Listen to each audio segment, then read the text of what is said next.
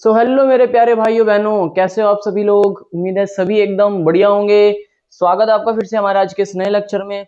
और हम आपको पता है कक्षा 12 का रसायन विज्ञान पढ़ रहे हैं यूपी बोर्ड और बिहार बोर्ड के बच्चों के लिए। ठीक है, हमारा जो चैप्टर चल रहा था वो था उपसय संयोजन यौगिक, और उसका जो ये आज का टॉपिक है वर्नर का सिद्धांत। यकीन मानिए आज के बाद आपको इस टॉपिक को दोबारा कहीं से पढ़ने की जरूरत नहीं पड़ने की है। ठीक है, क्यों जरूरत पड़ी इसकी आखिर, और ये क्या बताना चाहता था, ये सिद्धांत क्यों आया था, इसके बारे में अगर हम थोड़ी सी बात करें तो देखो आपको एकदम समझ आ जाएगा। अगर मैं आपसे एक क्वेश्चन पूछूं कि भाई मेरे पास एक एक यौगिक है COCl3 6NH3, ठीक है, ये एक उपसय संयोजी यौगिक है। अगर मैं पूछता हूं कि ये तो केंद्रीय धातु परमाणु है, सभी को पता है कि इस केंद्रीय धातु परमाणु से क्या ये तीनों Cl और 6 के 6 NH3 सीधे जुड़े हुए हैं, इसकी संरचना कैसी होगी, है ना। इनमें से भाई कौन कौन से लिगैंड है, कौन से लिगैंड नहीं है, इस चीज का पता लगाने के लिए पुराने समय में क्या मानते थे कि वैज्ञानिक लोग यही मानते थे कि जितने भी Cl हैं और जितने भी NH3 हैं सब डायरेक्ट कोबाल्ट के साथ जुड़े हुए हैं। लेकिन समय समय पर जब एक्सपेरिमेंट किए गए तो उन्होंने देखा कि नहीं, ऐसा नहीं हो रहा। ये सारे के सारे Cl और NH3 सीधे से इस कोबाल्ट के साथ नहीं जुड़े हुए हैं। तो इस चीज को देखते हुए सन 1893 ईस्वी में, कितने में, सन 1893 में वैज्ञानिक अल्फ्रेड वर्नर ने, क्या नाम था, अल्फ्रेड वर्नर ने एक सिद्धांत दिया था जिसके आधार पर उन्होंने क्या बताया कि उपसंयोजी यौगिकों की संरचना कैसी होती है, ये बताया। और इसके आधार पर फिर क्या हुआ कि सभी वैज्ञानिकों ने इस पर काम करना शुरू कर दिया। उन्हें अपनी पहली दिशा मिल गई कि हाँ भाई यौगिकों की संरचना कुछ इस प्रकार बनती है। ठीक है, अब क्या क्या इन्होंने अपने इसमें समझाने का प्रयास करा उसके बारे में बात करते हैं। सबसे पहले थोड़ा रफली रफली आपको मैं समझाने का प्रयास करूंगा अपनी देसी भाषा में, फिर आपको सारे के सारे हम थ्योरी लिखवा देंगे। ठीक है, इन्होंने क्या बोला कि केंद्रीय उपसंयोजी यौगिकों में जो ये केंद्रीय धातु परमाणु आपको दिख रहा है, ये केंद्रीय धातु परमाणु यानी कि कोबाल्ट, ये दो प्रकार की संयोजकताएं प्रदर्शित करता है। क्या प्रदर्शित करता है सर? दो प्रकार की संयोजकताएं प्रदर्शित करता है। एक को हम बोलते हैं प्राथमिक संयोजकता, प्राथमिक संयोजकता, और एक को हम बोलते हैं द्वितीयक संयोजकता। ठीक है, एक को हम बोलते हैं द्वितीयक संयोजकता। बहुत बढ़िया,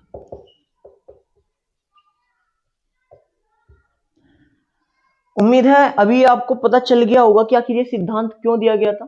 सन 1893 ईस्वी में वैज्ञानिक अल्फ्रेड वर्नर ने उपसंयोजी यौगिकों की संरचनाओं को समझाने के लिए एक सिद्धांत दिया था जिसे वर्नर का सिद्धांत कहते हैं। इस सिद्धांत के मुख्य बिंदु निम्नलिखित थे, जिसमें सबसे पहला बिंदु क्या था कि उपसंयोजी यौगिकों में केंद्रीय धातु परमाणु दो प्रकार की संयोजकताएं प्रदर्शित करता है, एक है प्राथमिक संयोजकता और एक है द्वितीयक संयोजकता। पहला पॉइंट क्लियर हुआ? ठीक है सर। अब दूसरा पॉइंट क्या था? दूसरा पॉइंट था कि सर प्राथमिक संयोजकता आखिर क्या है, इसके बारे में थोड़ा सा बताओ। तो आप हेडिंग डाल लेंगे दूसरे पॉइंट में, प्राथमिक संयोजकता, प्राथमिक संयोजकता। सबसे पहला पॉइंट ये लिखेंगे कि इसे आयनिक संयोजकता भी कहते हैं। क्यों कहते हैं आयनिक संयोजकता, इसकी भी हम बात करेंगे। देखो जरा, इसे आयनिक संयोजकता भी कहते हैं। ठीक है, आयनिक संयोजकता। अब क्यों बोलते हैं सर? क्योंकि ये संयोजकता हमारे पास पानी में डालने पर घुल जाती है, अलग निकल जाती है। इस संयोजकता को इसमें से जो भी पूरा कर रहा होगा, अगर हम उस यौगिक को पानी में डाल दे तो वो बाहर निकल जाएगा। थोड़ी देर बाद ये पॉइंट समझ आएगा, मैं आपको दोबारा बताऊंगा। ठीक है, अभी सिर्फ लिख लीजिए कि प्राथमिक संयोजकता को आयनिक संयोजकता भी कहते हैं। यह ऑक्सीकरण संख्या द्वारा पूरी होती है। ठीक है, पहला पॉइंट हो गया। अब दूसरा, यह ऑक्सीकरण संख्या द्वारा, यह ऑक्सीकरण संख्या द्वारा संतुष्ट होती है।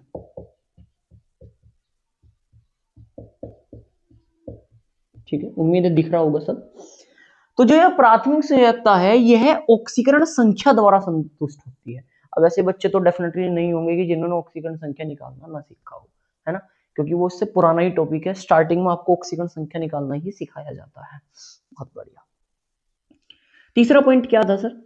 तीसरा पॉइंट था कि यह केवल ऋणायनों द्वारा संतुष्ट होती है। ये काफी खास बात है, यह केवल ऋणायनों द्वारा संतुष्ट होती है। ऋणायनों द्वारा,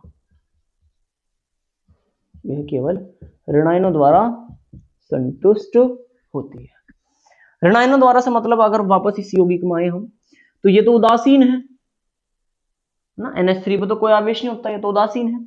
लेकिन Cl क्या है? Cl पर सर माइनस आवेश होता है। Cl पर क्या होता है? माइनस आवेश होता है, यानी कि यहाँ पे क्लोरीन ऋणायन है।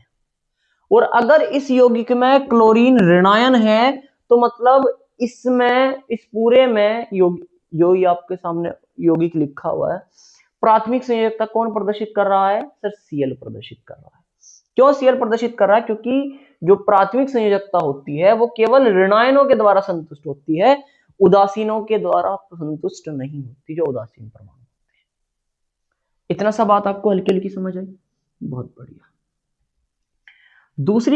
चौथी खास बात यह है कि यह अदिशात्मक होती है। यह अदिशात्मक होती है।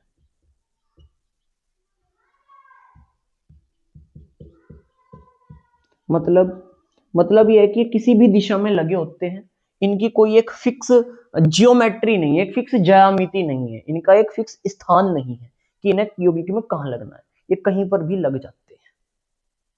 आगे ये भी बात समझ। अगला पॉइंट क्या है इससे रिलेटेड? सर अगला पॉइंट ये है कि इसे डॉटेड लाइन से प्रदर्शित करते हैं। इसे डॉटेड लाइन से प्रदर्शित करते हैं, इससे आसान भाषा में, है ना, और देसी भाषा में, और इतने बेहतरीन नोट्स के साथ शायद आपको ना दोबारा सीखने को मिले। है मैं ये तो नहीं कहना चाहूंगा कि कोई नहीं सिखाएगा, बहुत सिखाते हैं कि शायद, लेकिन आपको इतने आसान भाषा में आपके टीचर्स ना पढ़ाए। देसी भाषा में इतना कोई मुश्किल लैंग्वेज नहीं लिखी हुई है, एकदम आसान है, और सारी चीजें, सबसे बड़ी बात है, सारी चीजें आपको कवर हो रही है। तो सबसे पहला पॉइंट मैंने आपको ये बताया कि उपसंयोजी यौगिकों में केंद्रीय धातु परमाणु दो प्रकार की संयोजकताएं प्रदर्शित करता है।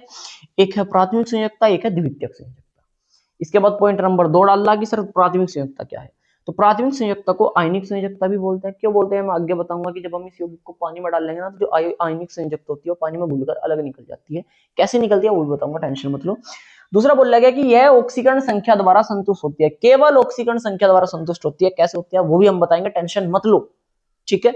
इसकी ऑक्सीकरण संख्या में निकाल के सिखाएंगे आपको, हालांकि आपको आनी चाहिए, फिर भी हम बता देंगे, कोई दिक्कत नहीं है जब हम इसकी संरचना बनाएंगे, ठीक है। तीसरा, यह केवल ऋणायनों द्वारा संतुष्ट होती है। ये काफी खास पॉइंट है, यानी कि ये सिर्फ इसमें, इस संयोजकता में सिर्फ ऋणायन ही भाग ले सकते हैं। यानी कि एक बात क्लियर होगी कि इसमें मेरे पास एक उदासीन भी परमाणु रखा है और एक ऋणायन लिखा हुआ है, एक आयन रखा हुआ है। तो इन दोनों में कौन प्राथमिक संयोजकता प्रदर्शित कर रहा है? तो सर हमारे पास Cl माइनस कर रहा है, क्योंकि Cl एक ऋणायन है, ठीक है। चौथा पॉइंट है कि सर इसे डॉटेड लाइन द्वारा प्रदर्शित करते हैं, यानी कि जब आप इसकी संरचना बनाओगे, तो जब आप Cl को इसके साथ जोड़ोगे तो आप कैसे बनाओगे? एक डॉटेड लाइन के साथ बनाओगे, ठीक है। कैसे बनाओगे मैं बताऊंगा, टेंशन नहीं लेने की। इसे उतार लीजिए, फिर मैं यहां पर आपको द्वितीयक संयोजकता समझाता हूँ। उतार लीजिए, फिर रफ कर रहा हूं मैं। तो चलिए अब हम बात करते हैं सर द्वितीयक संयोजकता की क्या है, और ये आपका कौन सा पॉइंट हो जाएगा? पॉइंट नंबर 3 हो जाएगा, ठीक है ना। ठीक है सर, सबसे पहली बात कि सर इसे बोलते क्या है? तो इसे हम बोलते हैं नॉन आयनिक संयोजकता। क्या बोलते हैं? नॉन आयनिक संयोजकता, क्योंकि इसे पानी में मिलाने पर ये आयनित नहीं होती है। नॉन आयनिक संयोजकता, बहुत बढ़िया। वो आयनिक थी क्यों? क्योंकि इसे हम पानी में डालते थे जब, तो घुल जाती थी। दूसरा पॉइंट क्या है सर, इसे संतुष्ट कौन करता है? तो इसे संतुष्ट करते हैं हमारे पास समन्वय संख्या। यह समन्वय संख्या द्वारा, यह समन्वय संख्या द्वारा संतुष्ट होती है।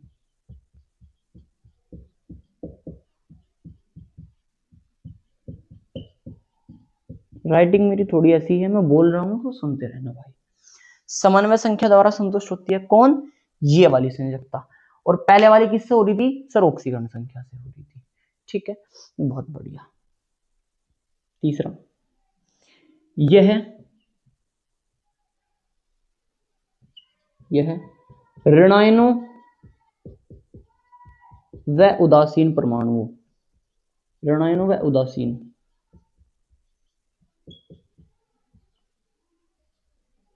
उदासीन परमाणुओं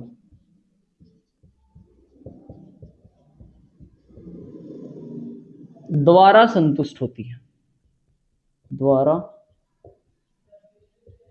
संतुष्ट होती है। यानी कि इस वाली संयोजकता को ऋणायन भी संतुष्ट कर सकते हैं और उदासीन भी संतुष्ट कर सकते हैं। यानी कि अगर हम इस यौगिक में बात करें तो जो द्वितीयक संयोजकता है वो NH3 प्रदर्शित कर रहा है, सिर्फ NH3, ठीक है। हालांकि Cl भी कर सकता है अगर जरूरत हो तब। कहां पे जरूरत पड़ेगी हम आपको बताएंगे, और कहां पे जरूरत नहीं पड़ेगी वो भी आपको बताएंगे, ठीक है। हालांकि यहाँ पे मैं आपको बता दूं कि Cl- तो हमने बता दिया था आपको, क्योंकि इस पर ऋणावेश है तो ये प्राथमिक संयोजकता को प्रदर्शित कर रहा है, और NH3 कौन संतुष्ट कर रहा है? द्वितीयक संयोजकता। क्यों? क्योंकि उदासीन परमाणु द्वितीयक को ही कर सकते हैं। और एक और खास बात है इसके लिए, यह दिशात्मक होता है,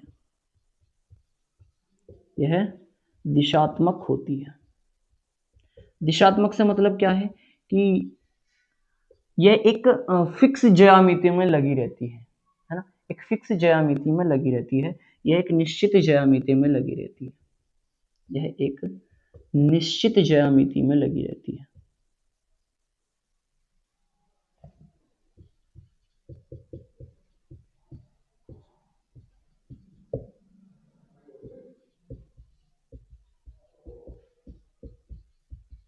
उम्मीद है ये भी पॉइंट आपको पता चल गया होगा।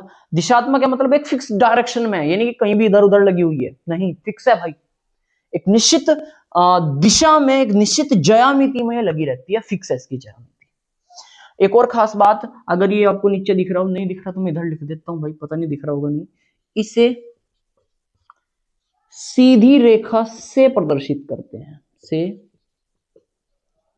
प्रदर्शित करते, आ गया समझ। तो दोनों प्रकार की संयोजकताएं मैंने आपको बता दी, ठीक है, बढ़िया, ठीक है।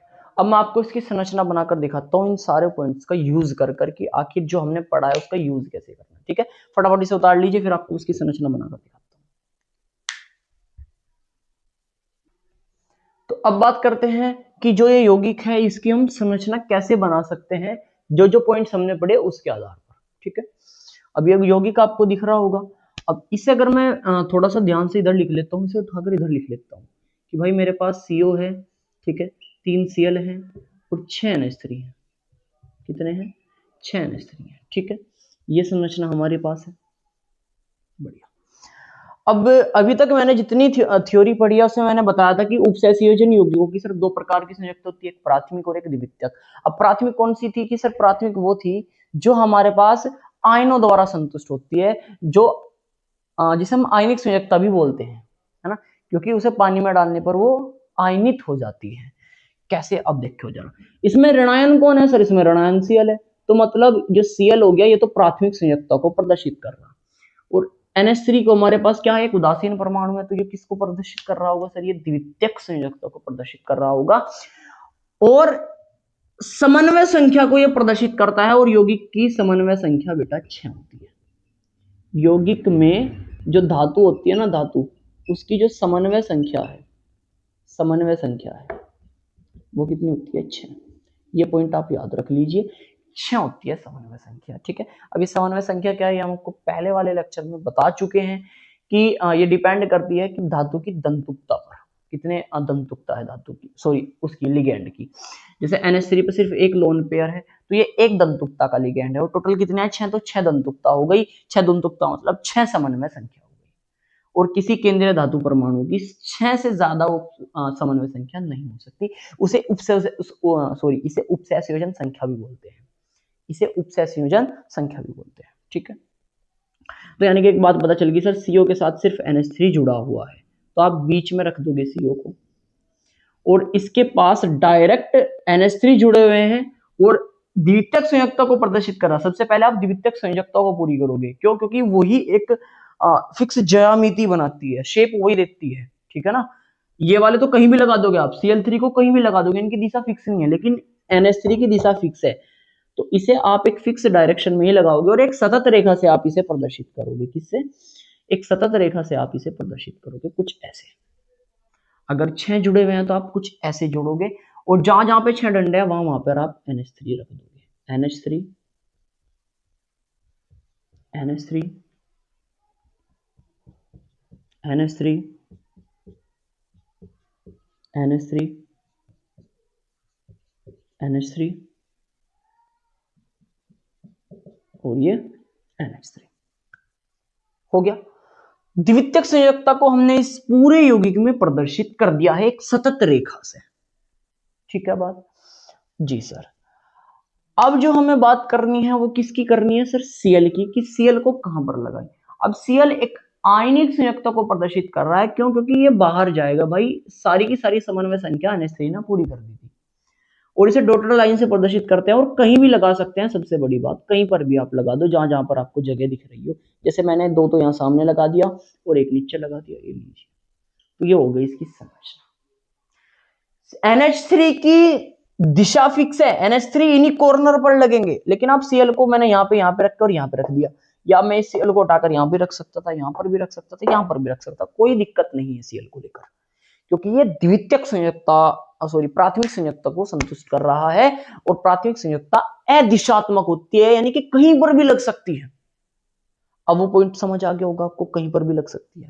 ठीक है, लेकिन जो NH3 है ये दिशात्मक है, ये ज्यामिति बनाती है। ज्यामिति यानी कि पूरी की पूरी संरचना यही बनाती है। ये दिशात्मक है, एक फिक्स डायरेक्शन में लगी रहेगी, इन्हीं डायरेक्शन में, इनके अलावा इसकी दिशा चेंज नहीं होगी। ऐसा नहीं है कि आपको NH3 को यहां पे कर दो, Cl को यहां पे कर दो, नहीं, ऐसा नहीं होगा। ठीक है, इस बात का ध्यान रखना है। बहुत बढ़िया सर। अब अगर आपको इस यौगिक को बेहतरीन तरीके से लिखना हो तो आप ऐसे लिखोगे कि जो सतत रेखा से बने हुए हैं उन्हें आपको डब्बे के अंदर रखना है। जैसे कोबाल्ट तो डब्बे के अंदर रहेगा। उपसेचन यौगिकों की संरचना कैसी होती है भाई? उपसेचन यौगिकों की संरचना कुछ ऐसी होती है सर कि एक डब्बा होता है, डब्बे के अंदर सबसे पहले आता है केंद्रीय धातु। अब इस डब्बे के अंदर लिगैंड होते हैं और लिगैंड वो होते हैं जो समन्वय संख्या को संतुष्ट करते हैं। और समन्वय संख्या को कौन प्रदर्शित कर रहा है यहाँ पे? सिर्फ NH3। और कितने NH3 हैं सर? 6 NH3 हैं। यानी कि इस डब्बे के अंदर NH3 आएंगे और NH3 कितने होंगे? 6, और डब्बा पूरा बंद हो जाएगा। जो द्वितीयक संयोजकता को संतुष्ट करते हैं, जो दिशात्मक होते हैं, डब्बे के अंदर सिर्फ वही रहते हैं। ये मेन बात हमारे पास किसने बताई थी? अल्फ्रेड वर्नर जी ने, कि वही इसकी निश्चित ज्यामिति को प्रदर्शित करते हैं। जो डब्बे के अंदर है वही लिगैंड है, वही समन्वय संख्या को प्रदर्शित कर रहे हैं, वही द्वितीयक संयोजकता प्रदर्शित कर रहे हैं। जो बाहर होंगे, यानी कि इसमें 3 Cl हैं, जो बाहर होंगे वो कैसे होंगे? वो आयनिक संयोजकता को प्रदर्शित कर रहे होंगे, वो ऑक्सीकरण संख्या को प्रदर्शित कर रहे होंगे, ऑक्सीकरण संख्या को। अभी देखो जरा, मुझे ऑक्सीकरण संख्या इसकी निकालनी है। जिसकी निकालनी होती है इसकी x मानते। NH3 पे आवेश नहीं होता, उदासीन है, तो उसकी ऑक्सीकरण संख्या 0 हो जाएगी। प्लस Cl पे 1 माइनस का चार्ज होता है, टोटल 3 Cl है तो इसकी हो जाएगी -3 बराबर आ जाएगा 0। अब ये 3 चला जाएगा उधर, तो x की वैल्यू आ गई +3, यानी कि CO की ऑक्सीकरण संख्या यहाँ पर कितनी है? CO की ऑक्सीकरण संख्या 3 है, यानी कि CO 3+ पे है। और इसकी ऑक्सीकरण संख्या किसने बताई? Cl। NH3 की तो 0 है, NH3 की तो 0 है। CO की ऑक्सीकरण संख्या किस पर डिपेंड कर रही है? Cl3 पर। इसलिए मैंने आपको बताया था कि ऑक्सीकरण संख्या को वो प्रदर्शित करता है जो प्राथमिक संयोजकता होती है। हो गया क्लियर? बहुत बढ़िया। अभी सर एक पॉइंट मैंने आपको बताया था, वो आपने अभी तक क्लियर नहीं किया। कुछ बच्चों का डाउट ऐसा होगा क्या कि सर आयनिक क्यों है ये? पानी में गिरने वाली बात हमें थोड़ी सी समझाओ। देखो जरा, ये जो यौगिक आपके सामने लिखा हुआ है ना, एक डब्बे के अंदर CO है, फिर NH3 है मेरे पास, टोटल 6, और 3 Cl3 है। अगर मैं इसे पानी में डाल दूं, अगर मैं इसे पानी में डाल दूं H2O, अगर मैं इसे पानी में डाल दूं, तो मैं ये कहने वाले बात कह रहा था कि ये डब्बा पूरा का पूरा अलग हो जाएगा और ये जो आयनिक समावयवता है, ये आयनिक संयोजकता है, ये अलग हो जाएगी। कैसे? ये जो डब्बा लिखा हुआ है ये तो होगा कुछ ऐसे, NH3 का होल 6, ये पूरा डब्बा आ जाएगा अलग से, और इस पर 4 ACl हटाकर मैं थोड़ा छोटा कर रहा हूं, और इस पर 4 जाएगा +3, फिर प्लस में आ जाएगा 3 Cl का -1, है ना। इसके प्लस में आ जाएगा, मैं नीचे लिख दे रहा हूं, ठीक है, इसके प्लस में आ जाएगा 3Cl-1। इस तरीके से ये वाली संयोजकता अलग हो जाएगी, लेकिन ये नहीं होगी जो डब्बे के अंदर जा चुकी है वो अलग नहीं होगी। पानी में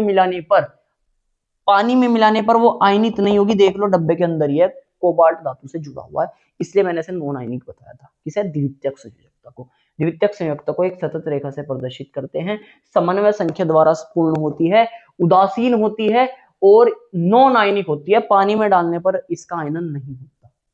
लेकिन जो प्राथमिक संयोजकता होती है, जो कि ऋणायनों द्वारा संतुष्ट होती है, जो ऑक्सीकरण संख्या द्वारा संतुष्ट होती है, उसे पानी में डालने पर वो आयनित हो जाती है, उसका आयनन हो जाता है। आगे बात समझ। अगर मैं आपको बोलता हूं कि जो ये यौगिक मेरे सामने लिखा हुआ है, अगर इसे मैं जल योजित करूं, इसे जल में डालूं, तो ये टोटल कितने आयन बनाएगा? एक सिंपल सा क्वेश्चन, कितने आयन बनाएगा? सर ये डब्बा तो पूरा का पूरा रहेगा, डब्बा तो अलग नहीं होने का, तो एक तो हो गया ही है, और 3 हो गए सर Cl के आयन, तो टोटल कितने आयन हो गए? 4 आयन। एक तो ये पूरा डब्बे का आयन हो गया और 3 हो गए Cl के आयन। तो सर यहाँ पर अगर हम इस यौगिक को पानी के अंदर डालते हैं तो टोटल ये 4 आयन बना रहा है। कितना आयन बना रहा है?